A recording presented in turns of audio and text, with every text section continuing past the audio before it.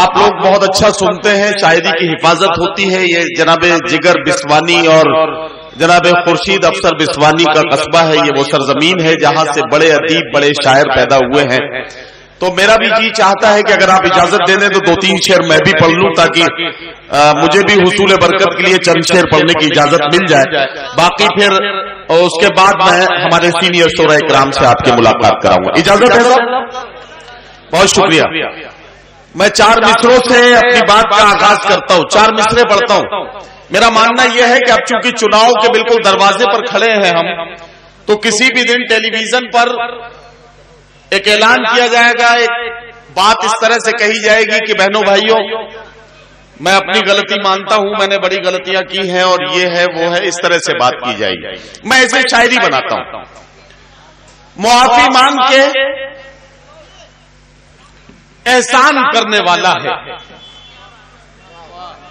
معافی مانگ کے احسان کرنے والا ہے، وہ سارا ملک کو حیران کرنے والا ہے.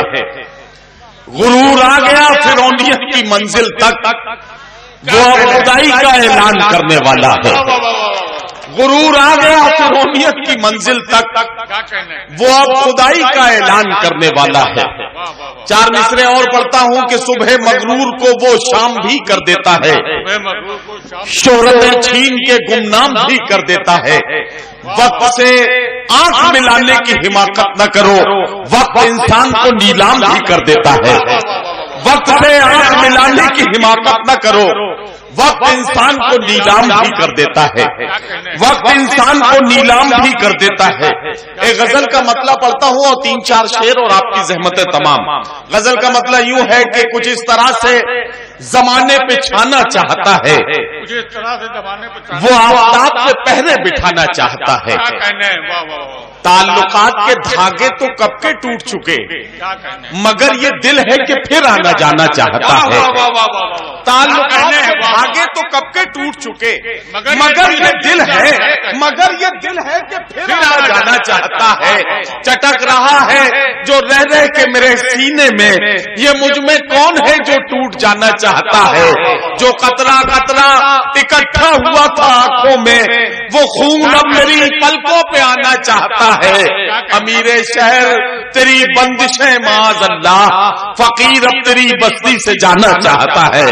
امیر شہر تیری بندشیں معاذ اللہ، فقیر اب تیری بستی سے جانا چاہتا ہے. فقیر اب تیری بستی سے جانا چاہتا ہے. حضرات گرامی، آپ کی زحمتیں تمام. اب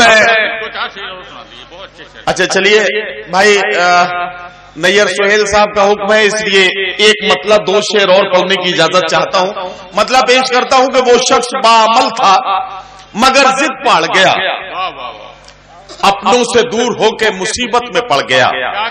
اب شعر سنیں کہ مٹی سے اپنی جو بھی وفائیں نہ کر سکا، وہ پیڑ آندھیوں میں جڑوں سے اکھڑ گیا. مٹی سے اپنی جو بھی وفائیں نہ کر سکا، وہ پیڑ آندھیوں میں جڑوں سے اکھڑ گیا. اس نے بھی سب کے ساتھ میری کی مخالفت. کبھی میں شعر سنا کہ اس نے بھی سب کے ساتھ میری کی مخالفت، جس کے لیے میں سارے زمانے سے لڑ گیا. اس نے بھی سب کے ساتھ میری کی مخالفت، جس کے لیے میں سارے زمانے سے لڑ گیا. جس کے لیے میں سارے زمانے سے لڑ گیا. اور جس دن میرے عروج کی اس نے خبر سنی، اس دن سے اس کا ذہنی توازن بگڑ گیا. جس دن میرے عروج کی اس نے خبر سنی، اس دن سے اس کا ذہنی توازن بگڑ گیا. حضرات گرامی، بہت شکریہ.